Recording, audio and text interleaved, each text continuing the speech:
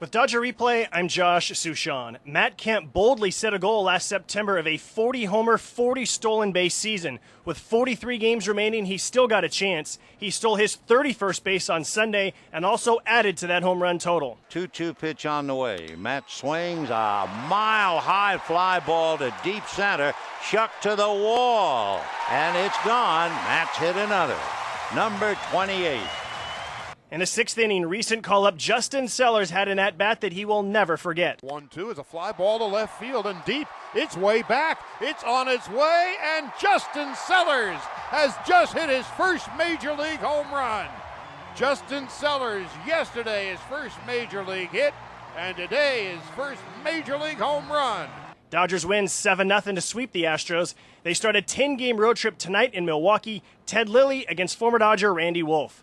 Coverage begins at 4:30 p.m. Pacific right here on the Dodgers Radio Network.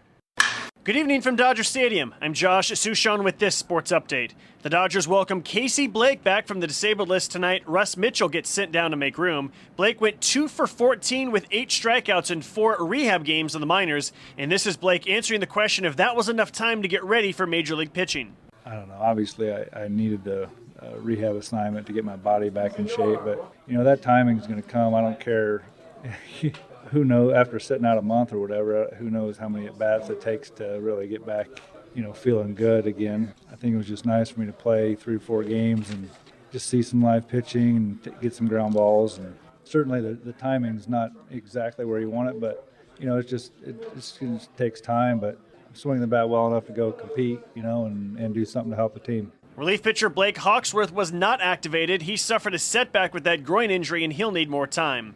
One of the hot topics in baseball the last couple of days is whether baseball should change the rules for home plate collisions. This is in the aftermath of Giants catcher Buster Posey getting lost to the year after a collision with Marlins outfielder Scott Cousins. This is Dodgers catcher Rod Barajas' answer if the rules should be changed.